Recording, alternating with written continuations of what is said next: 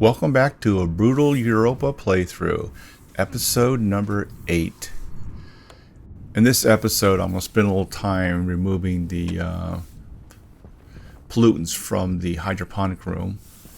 I'm also going to switch to a smart canister, remove the pollutants out of my O2 supply, which is apparently a little bit in there, and expand the hydroponics and start growing even more potatoes. Going to go ahead and set up a automatic oven for creating baked potatoes. And I do discover a change to the automatic oven since I've last used it. So at least before, if you put a bunch of potatoes in the automatic oven and then you eject them all, you would get the potatoes back. Now all you get is reagents, which I didn't realize they made that change. So I actually lost a bunch of potatoes when I put too many in the oven. I was going to pull some more out to plant, and all I got is reagents coming back out. So that's something been a change. All right, so I'm going to make a smart canister for my O2 supply. And I don't think you can use that for your waste tank. The alarm still goes off at the set pressures. It doesn't auto check, although I've not tested that. And let's start painting the O2 tanks white.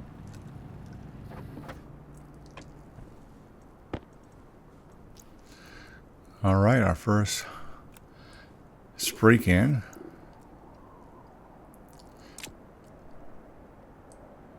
I guess there's no reason to keep a can of white paint with us. So we'll store that in our messy cabinets there.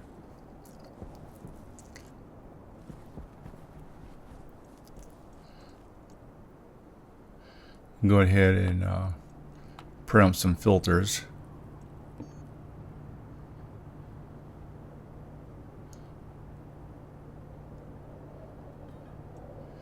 So I printed up the nitrogen filters. The thought process is I do have some nitrogen in the hydroponics room at a reasonable temperature, and so I figured, well, I can just pull that out and use it to top off my jetpack.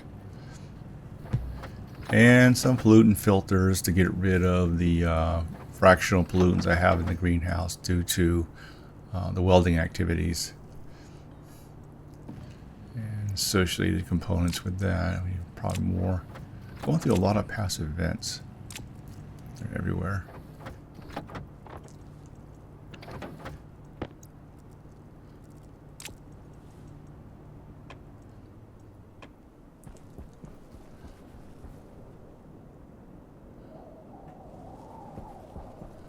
And think about things I need before I go back in.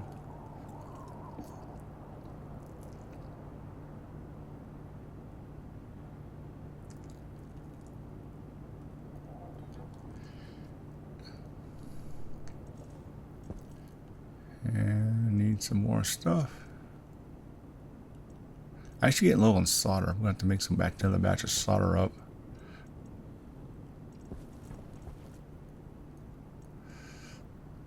There's some. My last in the shell. I got some sitting, but definitely burning through the solder pretty quickly. And I made a lot.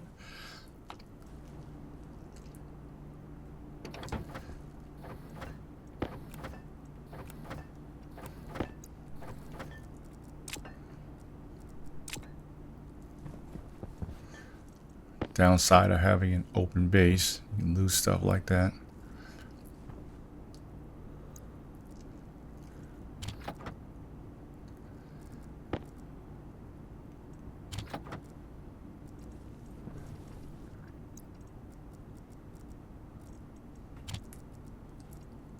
Jetpack critical. Yeah, I put the wrong item on the shelf there.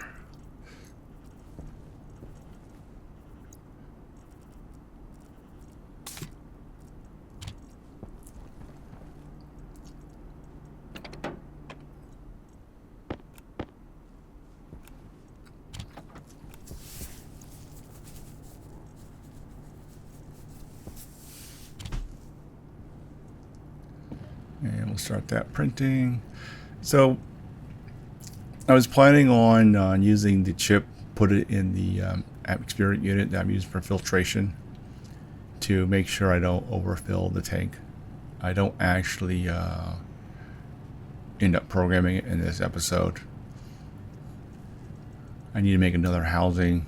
At this point, I think I can make the laptop. I double check the what that needs again.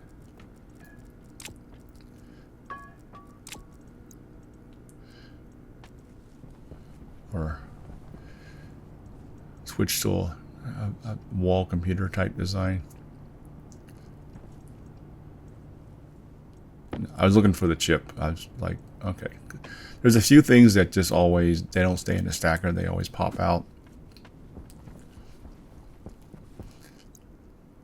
I'm not sure why things like, you know, chips and one chip and filters and whatnot all back out. Filters make a sense because they don't stack. I think I can stack chips up to 5. Maybe not. All right, we're doing some mining.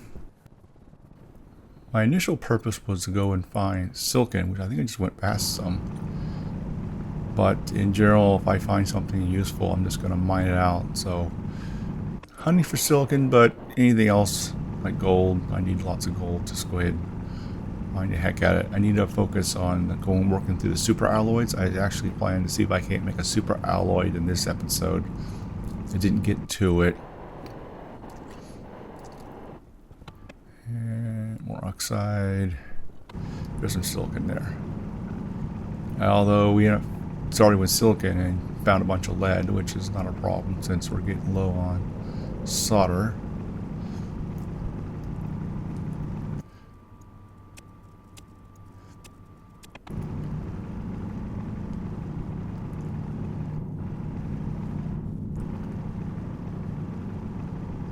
Now the coloring effect's only when you're in the rock. When you're up in the snow layer,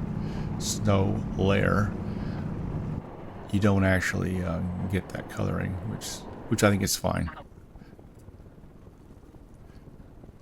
And the long run back.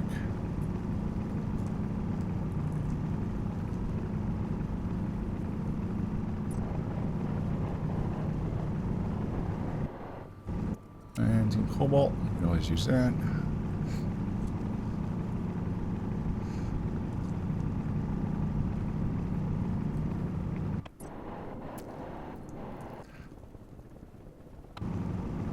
More lead.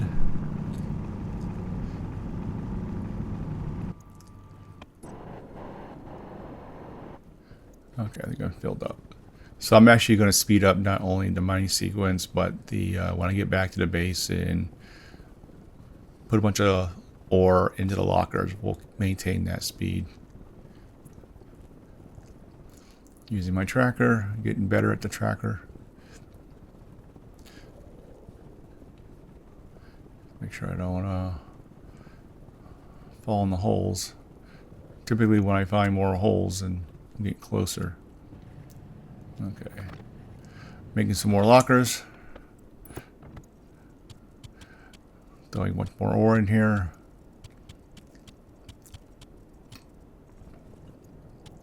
Yeah, I think next episode I'm going to focus on next 2 episodes getting all the super alloys. So once I have those, then I can make like sensor glasses and all the other interesting toys.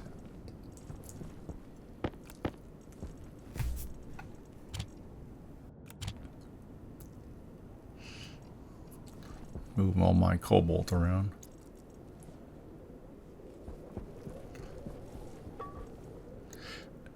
I was thinking you don't really need, it doesn't seem you need to have a indoor base on Europa. I mean, having the printers out here is seems fine. Now, the only downside is that, you know, your suit's on. And at some point I'm going to build a much larger base structure. And everything will be inside then, so it's pretty much be suit off unless I go out to go mining or base expansion.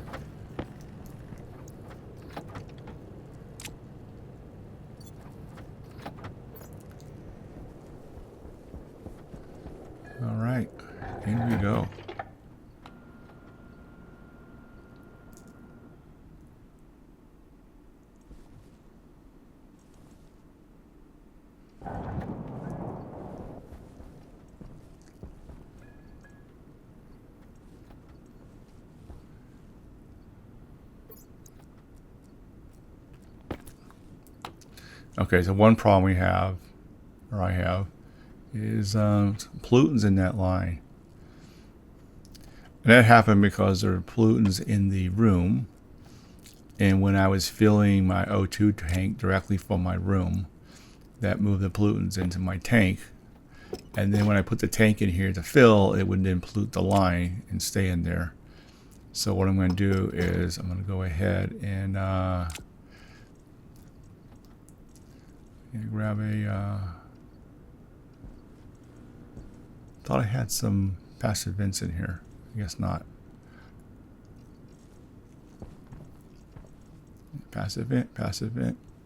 We'll steal that one. And I'm going to remove the pipes in reverse order so we'll push out that gas.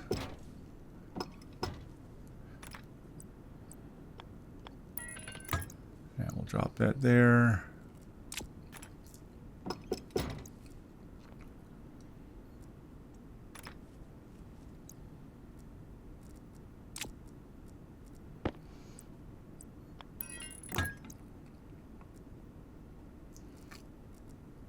Yeah, I did get feedback on some technique to speed up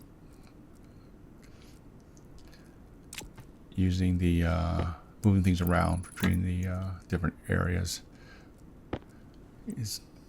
Need to work on my muscle memory to practice those.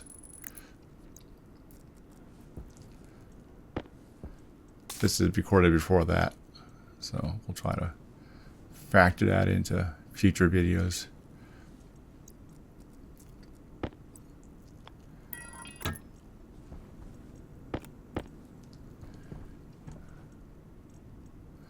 And we'll throw them in there for now.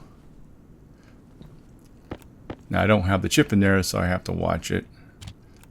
The problem is I have to use the chip, the housing that I'm using for the greenhouse.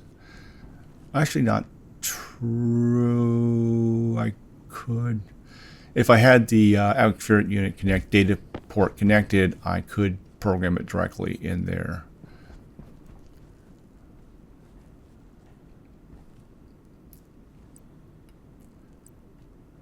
So we're gonna,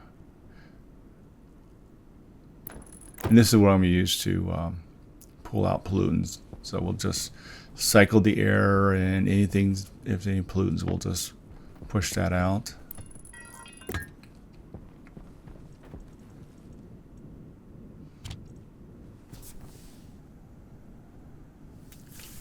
Keep my eye on my tank there.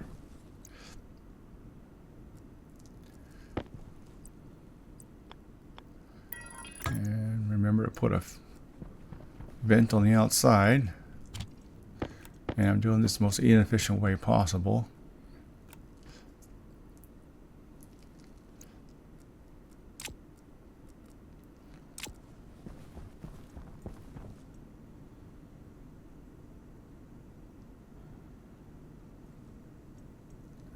Close enough.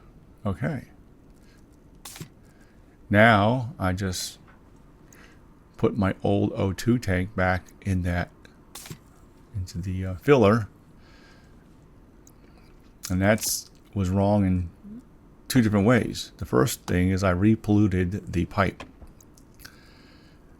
The second issue is that since I was filling it up to 1800, and then because I had a smart tank, then I dropped a normal tank in there. Now fortunately the pipe didn't have enough volume, but if I had some reserve tank on there, I could have just blown up that tank by doing that.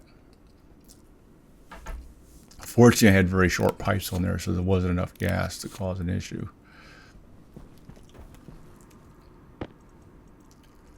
So I'll have to clean that back out again. So I go ahead and put the original O2 tank back into my waste scrubber thing, and I'll completely empty it out. And then I gotta remove this, and so okay,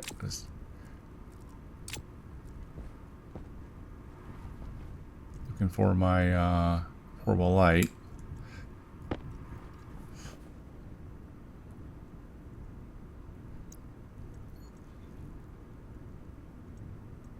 And dead battery.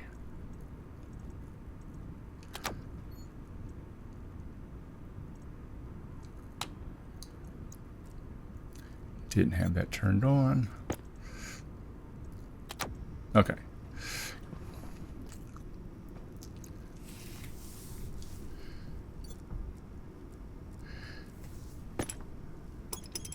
Yeah, it's kind of weird. I keep telling myself I'm going to fix the lighting issue in here, and then I just keep putting it off.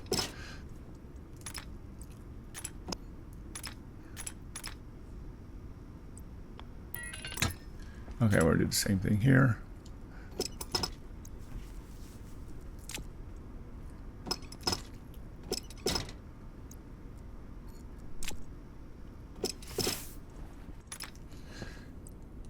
Put that back. And one more time. With feeling this time.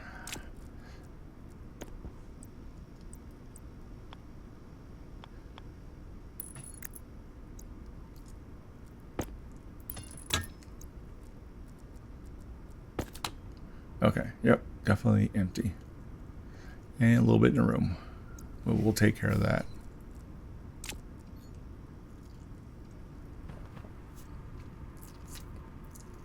Okay, now it's empty. So now we can fill that up. And I'm going to keep an eye on it. And then I had those two other yellow tanks with O2 in them, sort of a last resort backup. I'm going to go ahead and empty those out since keep it avoid having random tanks with gas in it and not sure what's in them.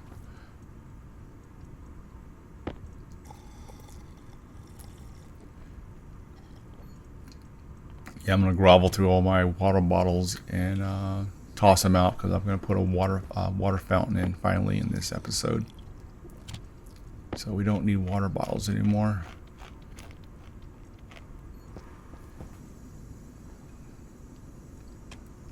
Okay, so I'll have one backup tank. We'll just double check. Pure O2, pure O2.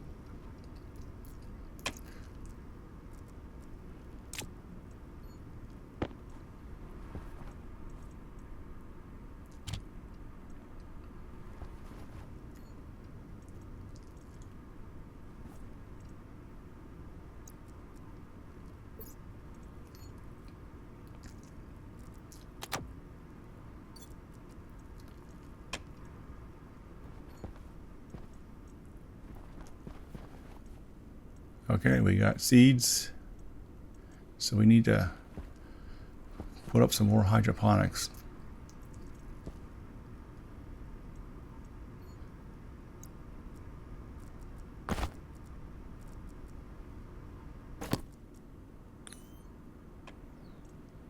Get this thing out of the way.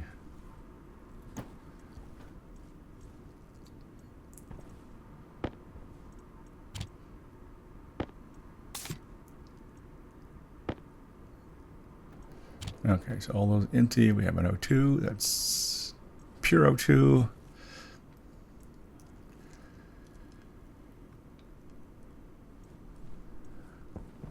Just checking everything out before I walk out.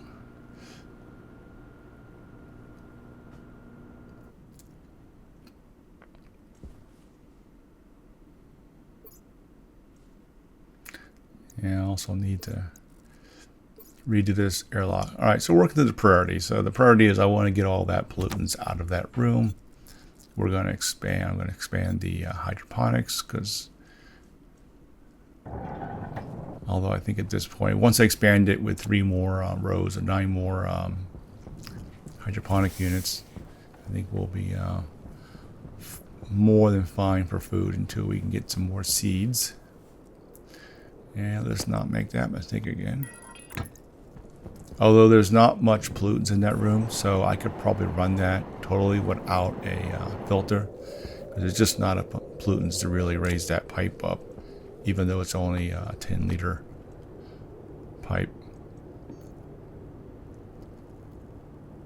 And the all-important automatic oven.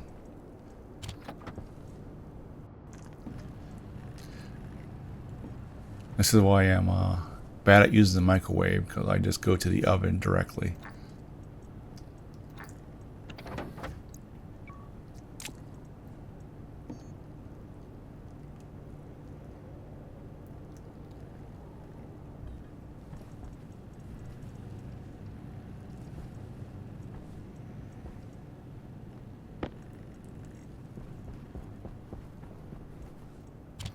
Yep, thinning down. I'm going to need to do more smelting here. You get in this stage where you're just consuming so much materials, you're spending all your time just mining and smelting. One nice thing having a hot furnace, you just toss stuff in there.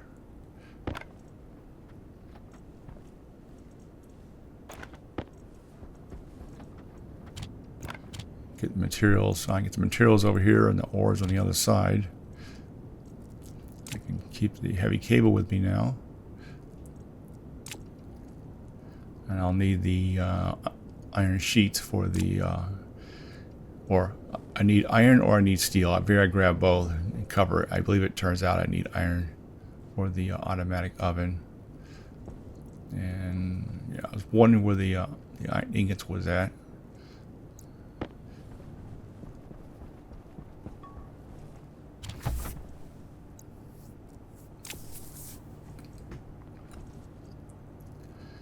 And print up more of those.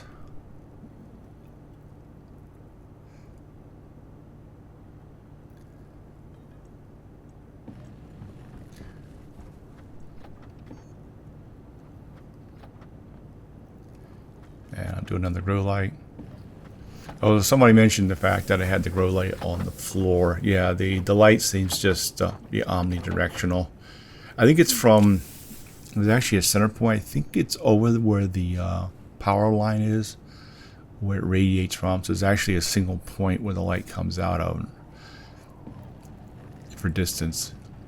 Now, typically I put them on the wall, and I just did the floor just because this is like sort of a starter quickie base. But in a more nicer setup, they'll go on the wall. You can't really put them on the ceiling anymore because that's where the robots will run. So you run the robot tracks above the hydroponic units, so you can't really hang the lights. Even though I've never hung them because it never really looked good with the cabling and all that. At least you mount them on the wall. At least the light faces towards the plant, so it makes it a bit more realistic.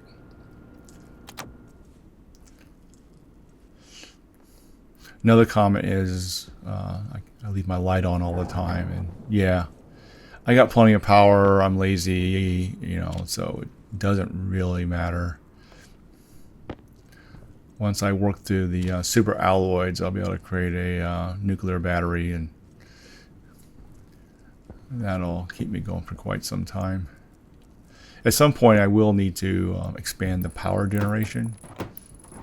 Put up some bunch more turbines, but I checked the large battery every time I come in, and as long as I'm in the green, typically I have 4 or 5 bars. I've not seen it gone down to 3 bars. If it hits 3 bars, then I'll expand the power generation. But until I hit 3 bars on the station battery, then I'm not going to worry about it for now.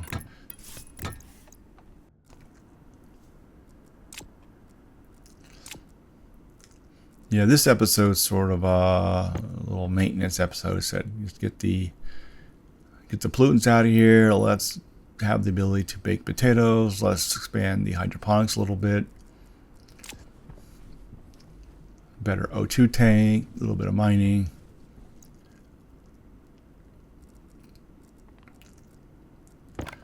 So what do I don't have to need to do? I need a way to automate the creation of water. And that requires the automation of making volatiles. And that will depend on growing stuff. So grow stuff and then run it through the process to turn that into volatiles. Fortunately, the O2 side is real easy because we have Yeah, atmosphere. Although it may turn out that with the plants growing a lot of plants to grow volatiles, you end up with a lot of excess O2, which I have to pull out anyway to keep the pressure in the base down. It'd be kind of interesting if I end up venting O2 out of the base because I have too much of it.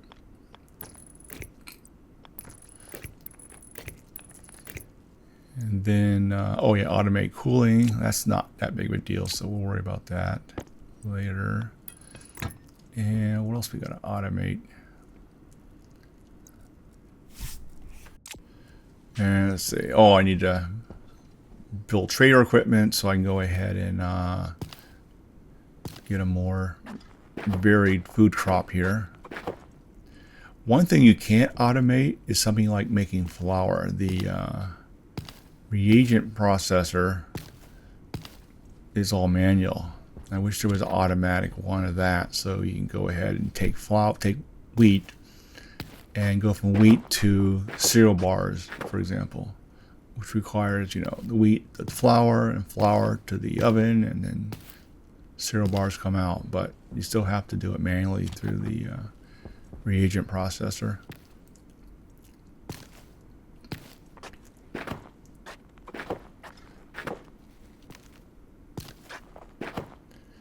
So I use my seeds up first, and yeah.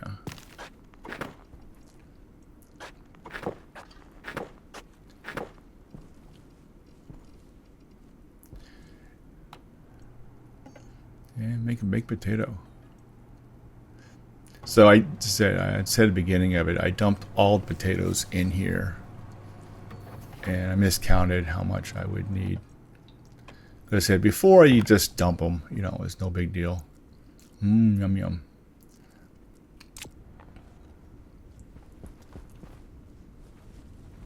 Find that light. Yeah, put automatic lights in here. Well, not in here. I'm going to expand out the base. So the next big section is the big base expansion will be setting up a really big hydroponic area. And now allow running robots and all that fun and games. And we need some more passive vents. I should make a whole bunch of those next time.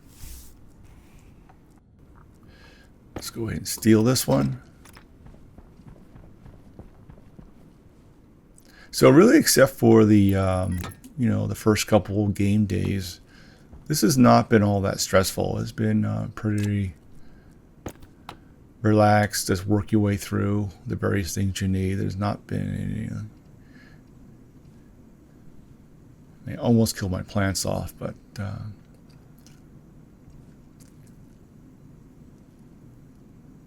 that wasn't really a rush issue. That was just a forgetful issue. All right, so we got a little bit of balloons. It'll take, because it's fractional, it'll take a while to get out of here, but we'll get this room cleaned up finally. And we got a full battery again, so we got plenty of power. And that's why I leave my light on all the time, because why not?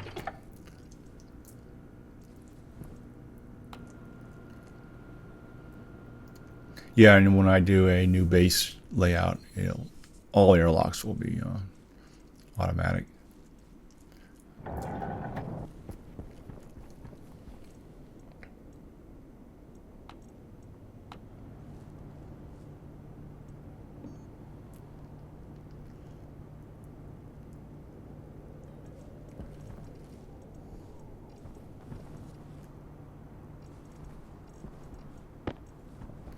Yep, we're just need to do more mining, more ore.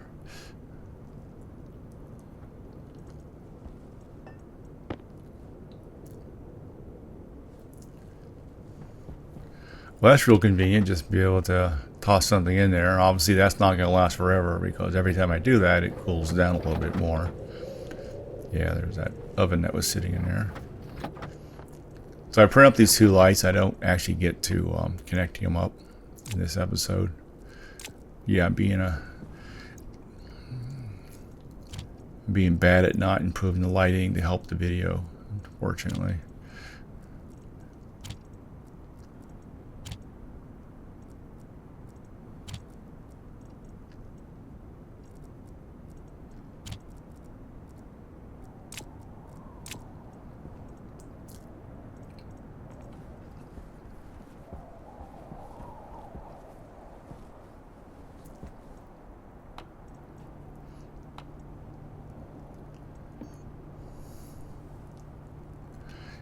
Let's make a whole bunch. Just running out of iron.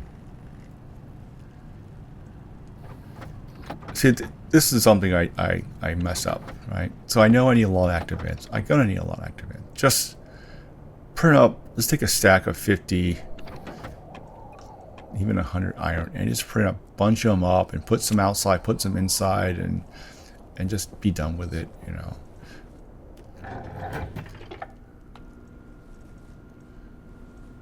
Once you have a reasonable supply of ingots, you know, doing onesies and twosie printing is just not efficient. You know, to start batch, especially stuff like this, where you just, when I increase the base, I'm going to use a whole bunch of these things, and so we'll throw the other grow light here because it works. I have that one there, so I figured, well, this will mirror here. And then we'll snake the power around. You know, we're getting thin on cables. I should throw a bunch of copper in there and print a bunch more cables off.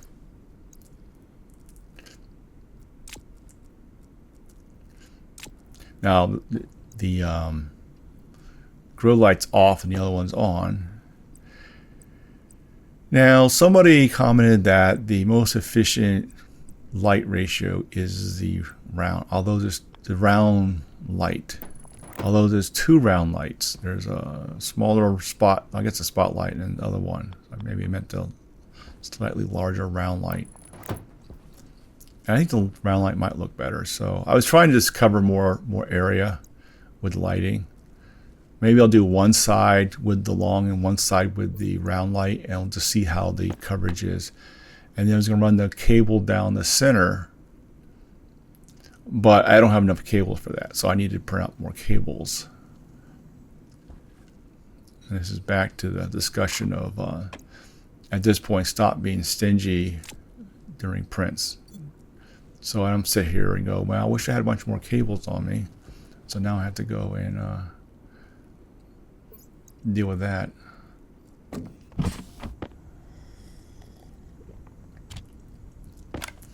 Potatoes. Just keeping my cereal bars as backup. Now you notice I don't only hydrate to 100% because of the potatoes. The cereal bars give you a plus 25%. I think earlier I commented, I didn't understand why I had a reduction. Somebody commented that the what you eat affects the hydration. All right, so I dumped the stuff out, thinking I get a bunch of potatoes out. You know, that's not going to work. And I got reagents of potato mash, I guess. So I go, boogers, I was going to plant those potatoes, so let's just stick it here for now, because I was going to plant 3 more. I guess it solves there's an exploit where you could throw your potatoes in the oven and they don't decay, and so it's become like a free refrigerator. Maybe that's why they changed it, which I would agree with. Now I understand it. It's not a big deal. Now do I realize that happens. So you put things in the oven, cook it, or don't bother trying to inject it, I guess is bottom line there. All right, let's do some mining. And the goal was to look for silicon, but anything else that's useful, I'll grab. Also getting low on steel, so I'll need to grab iron and coal.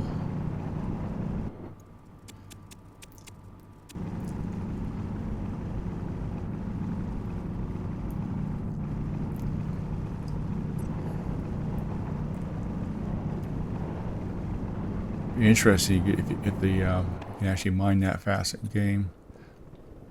Yeah, I noticed they made the whole deep miner thing a lot more challenging. It was a little kind of easy. You just kind of drop it down anywhere and scale it up, and everything came out of it. Just had to sort it. So I guess I decided that was a little unrealistic, and so. And besides the train update, there's a lot of other little things they've been mucking around with. Okay, we'll speed up the sorting process too. Another one of my issues, I spend way too much time sorting ore. Alright, so we're hot enough to make a double batch steel run here. I mean, worst comes to worst, I'll just toss in some more volatiles and oxides and crank it up a little higher. And then we'll go over here and we'll toss it in there and we'll just dump everything out. And then we'll throw some stuff in the shelf.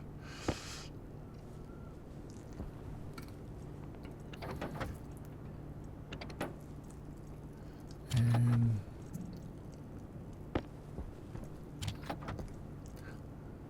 so when I get to the point where anything that's not 50, I'll definitely keep those out of the shelf. So everything in the shelf should be 50s. And then even for ore, because I have a lot more storage, I'll keep all the sub 50 ore in my mining belt. And so that way, if I look at the shelf, it's either a 50 ingot or a 50 ore.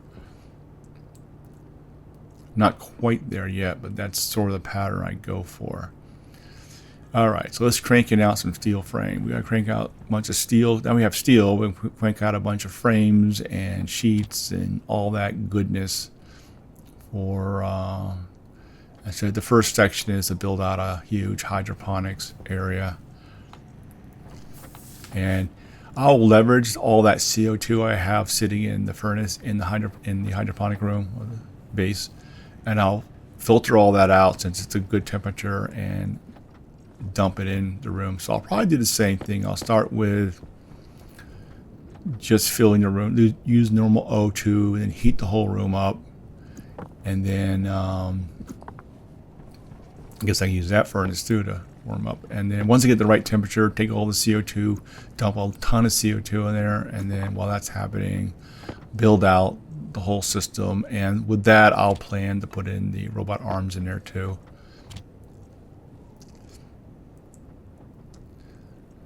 So we're moving forward on this. So one of the priorities, I think, the next two episodes, as I said before, will be creating all the super alloys. And then that's nice because then I can make anything I need.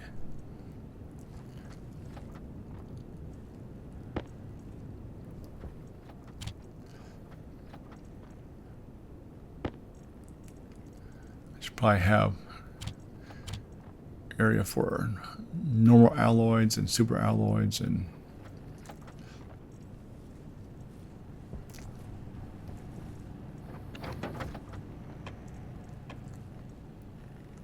a drinking fountain. There's a milestone. I think there should be an achievement for installing a water fountain. Oh yeah, let's do this. Put a bunch of copper in. We got a bunch of copper. Just telling myself, if I listen to myself, just print a F load of copper of coils. I'll need them. Just print them now. Put a bunch of copper in it. I got a stacker. Yeah, it's starting to get a little cold now. I'm going to have to empty this unit out and top it back off again. Hopefully I'll find a mess load of silicon so we can make the stellite. That's the one that's hottest. So I start with the super alloys. I start with which ones requires the highest heat and work my way down from there.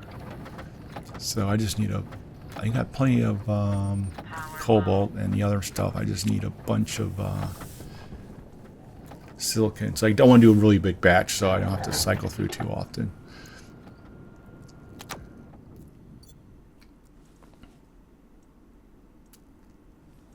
I do have a things to do list written down. I just too many things to work through. All right. So this water fountain, I just hate that the stupid wires on the top. I could never run the wire right. I wish it came out the side, I guess, or somewhere, but it came out the top and it always looks dumb. no matter where I put it, it gets designed to sit in a wall, on a wall. Which makes sense, I guess, since I see all the water fountains I've seen are on the wall, but still, I've never seen with a power cord coming out the top of a water. I think the side would have been better.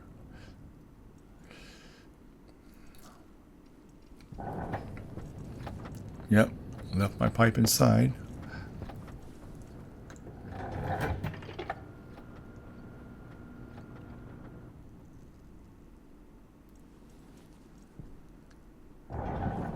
So one thing I think I did one time is I put a chute system between the inside and outside.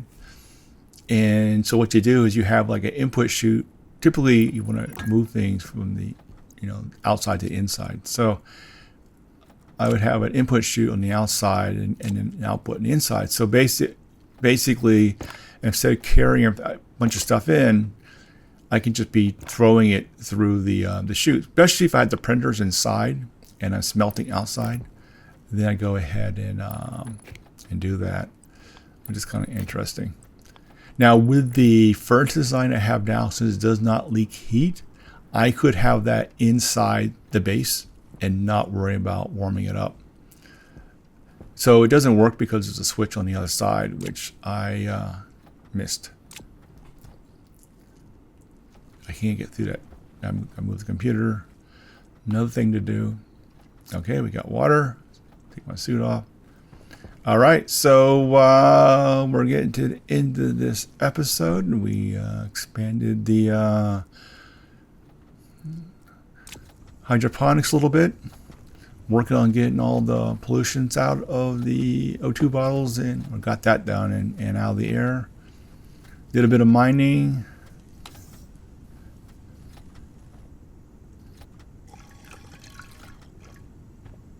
And yeah,